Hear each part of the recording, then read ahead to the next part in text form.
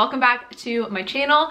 Today's video is going to be another wedding video, or I guess the first wedding planning type video. Eddie and I have been engaged since October, so we've been engaged like 4 months now, which is crazy. I can't believe that we've been engaged for already 4 months. That seems like a long time ago, but our wedding planning has just begun and we're not getting married until May of 2021, for those of you who don't know. So we still have quite a little bit to go. This is just the beginning. So I wanted to do a wedding planning video with like the beginning steps for when you are getting married, like the first things that you should do in your wedding planning, and kind of like what I'm doing to save money for our wedding. I'm sure there will be lots more wedding planning videos coming our way as we continue planning, but this is just the beginning of it. So let's just get into it. So I'm going to talk about some wedding planning tips for you guys first, and then I'll talk a little bit more about like my experience and me personally, what I'm doing to save money and have a wedding on a budget. First tip with wedding planning is to just enjoy being engaged. That's part of the reason that Eddie and I decided to have a little bit of a longer engagement. So by the time we get married, we'll have a little over a 1.5 year engagement, which is perfect for us. Lots of people do it lots of different ways. Some people get married a couple months after they get engaged. Some people wait 2 or 3 years. Like, it really just depends on the couple. But for us personally, a 1.5 years just felt perfect. It wasn't too quick, but it wasn't too long either. It was like a right in between for us. And just based on the time when we got engaged and the time when we wanted to have our wedding, that's just what worked the best. But just enjoy this period of your life where you get engaged. Like, just be engaged for a second. Don't jump right headfirst into wedding planning. Although wedding planning is so fun, and I'm sure once you get engaged, like, you just want to start wedding planning. Like, I get it. I did that.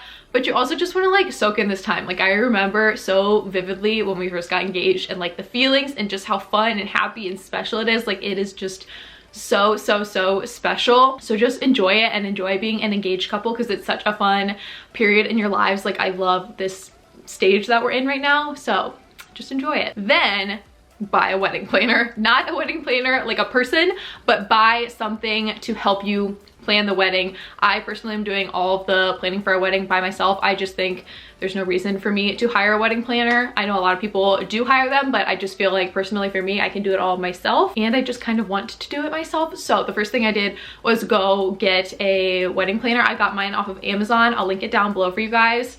Let me go grab it actually. So I have a couple different things that I use to wedding plan. This is my wedding planner that I got off of Amazon. I think it was like maybe $15 or $20, like super cheap and super good quality. And I just think it's like so cute. It just says our wedding on it, and it has a really cute front cover. It's hardback, so it'll stay really nice.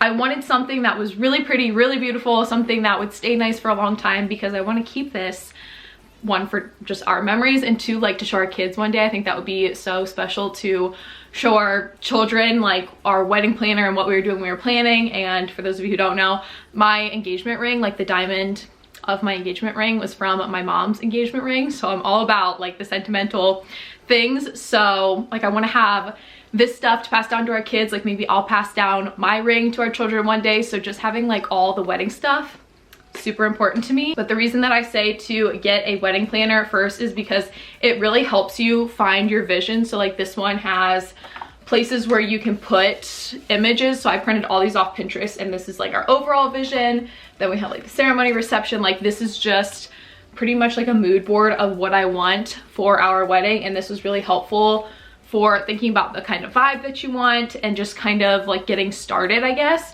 It has like a timeline and checklist, and it really just walks you through everything, which I think is so nice. I mean, this planner literally has everything. It's so, like, I cannot say enough good things about this. Like, I can't think of anything that this planner is missing. Everything that you need to wedding plan is right here. And then I actually just made this myself. So I just made this on my computer on PicMonkey. It just says wedding details, and this is just a 1/2-inch binder with a bunch of sheet protectors in it. Something like this, I think you just need to have a binder to put all your papers in. So you're gonna get a bunch of contracts, you're gonna have to sign a bunch of contracts for different vendors, and you're gonna get so much information once you start wedding planning from your different venues and photographers and videographers and food, just like everything. This is such a good place to store it all in. So I have been putting all of my paperwork for our wedding in this. My friend got me this one. This seems excessive. I have a lot of stuff, but it's all going to good use. This is what my friend got me. This is just like a shorter, condensed version of my wedding planner. So this will be good for when we go, like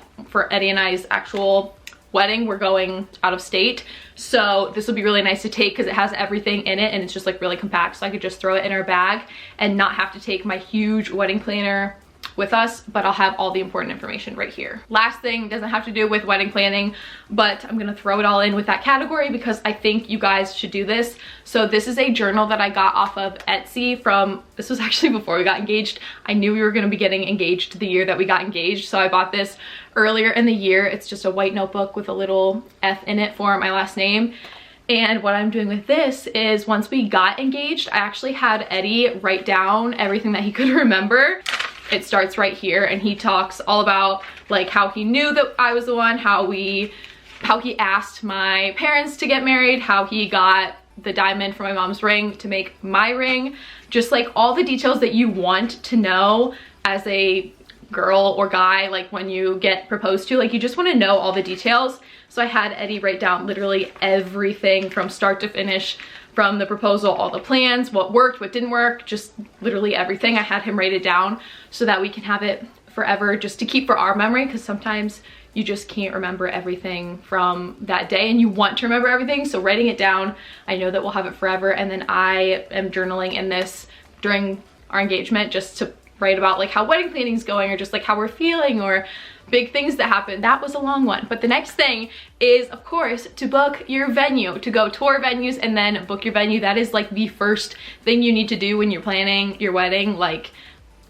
because everything is based around that. So you need to book your venue so that you can get your date, and then you can start booking everything else. Everything starts with the venue because the date of your wedding is going to depend on what the venue has available, and you want to have the date of your wedding so that you can book other places. So once you start touring venues and you start narrowing down which one you want, you can get your date, and that's just like one of the most important things to do, I think, is to start touring venues first. I guess these kind of go hand in hand, but you also have to come up with a reasonable budget. Sometimes it helps to do this before you go look at venues, or just like doing it all together, but you need to have a budget because you need to know what you're planning on spending, because venues are not cheap. It's probably one of the most expensive parts of having a wedding is the venue. So you want to make sure that you have your budget down so that you can start breaking down the costs for everything and you can know what is in your budget for the venue and kind of like what you want to spend your money on, because you're probably going to have like a top few things that you're like, okay, I am so okay with spending my money on like these 3 things, and like we'll try to like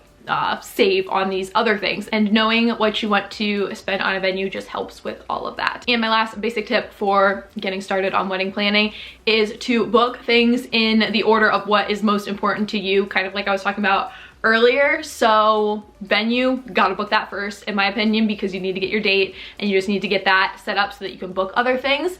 But then besides your venue, you need to know what is most important to you. So like photographer and videographer are 2 things that are like super important to me. So that's what I'm working on booking first. So I already have our photographer booked, and right now I'm working on the videographer because they both book up really, really quick. You want to book that sooner so that you can get the photographer and videographer that you want, as opposed to waiting until later and being really pinched and not finding one that you absolutely love. As far as what I'm doing personally for my wedding, without giving away too much, because I don't want to give away like literally everything that my wedding is going to be, but I do want to share with you guys a little bit.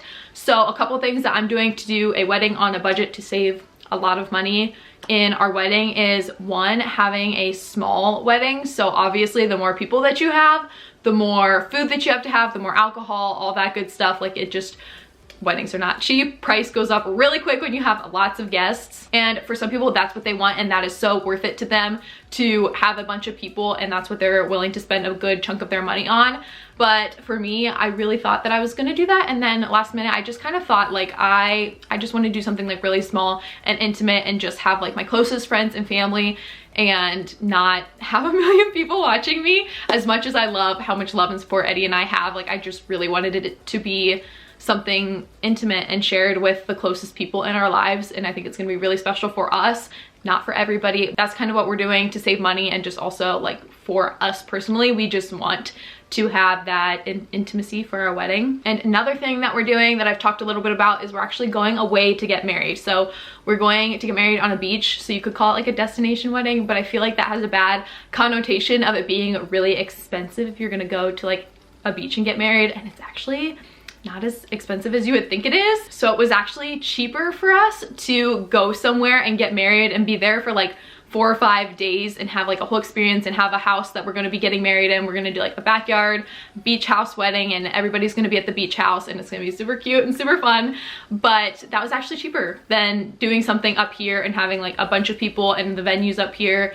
The pricing just worked out where it's actually a little bit cheaper. So if it's something you're interested in, I definitely recommend looking into it. I think that you'd be surprised actually, and I really like the idea that we're getting a whole experience out of it. Like we're going somewhere for like multiple days, so it's like our wedding lasts like multiple days instead of just like one night. That's what we're doing, and I love the idea of getting married on a beach now. Like I can't imagine it any other way. Like I'm super excited about it. Something that we're doing since we're having a longer engagement is buying stuff for our wedding early. So I've already started to buy some stuff for our wedding. That way the cost is kind of like spread out, and I'm actually not taking it out of our wedding budget. So some of the smaller things that I'm getting now, I'm just like paying for out of pocket, just like I would buy like anything else, like decor for my room or like makeup. Like I'm just paying for it that way, and it's one less thing that I have to put in our wedding budget, and it just kind of like slowly accumulates as opposed to buying everything at once. So we just already started getting like some little decor things. So we have like something to put the cake on and just like little signs and cute little things. We just started buying that already so that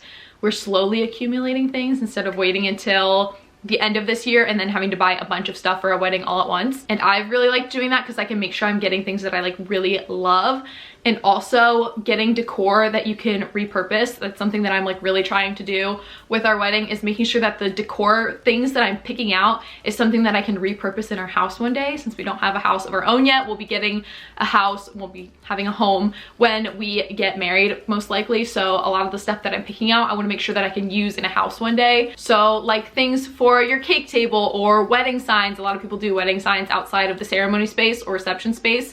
Anything that's like that, I'm making sure that I can put into our house one day and repurpose it and have that be some sort of decor piece in our home. Even though it's not technically like saving you money, you are being able to use it for longer than just like your one wedding night. One of the last things that I started doing to save money on our wedding is to buy the florals to make. We went to Hobby Lobby and just shopped their whole floral section, got some stuff that we liked, and me and my mom, mostly my mom, I'm not very good at that stuff, are making the florals for our wedding. So my bouquet is actually already made, so I am so obsessed with it. Like I love it for one of two reasons. So one, it's actually a lot cheaper for the most part to make your florals as opposed to buying them. You can get florals that look really, really real. Like a lot of the flowers that we got are actually on the sticker, they say they're like a live flower, like it looks very, very real. So you can get fake flowers that look super real.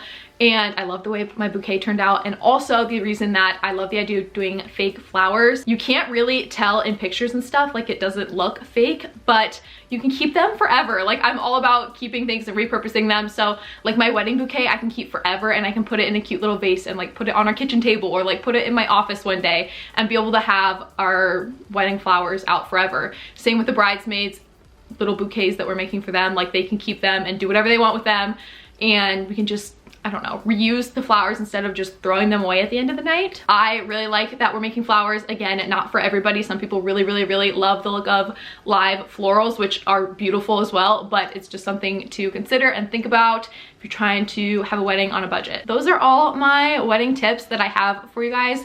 My camera's about to die, so I hope you guys enjoyed. There will definitely be more coming in the future. Don't forget to subscribe if you're not subscribed already, and I'll see you all in my next video. Bye guys.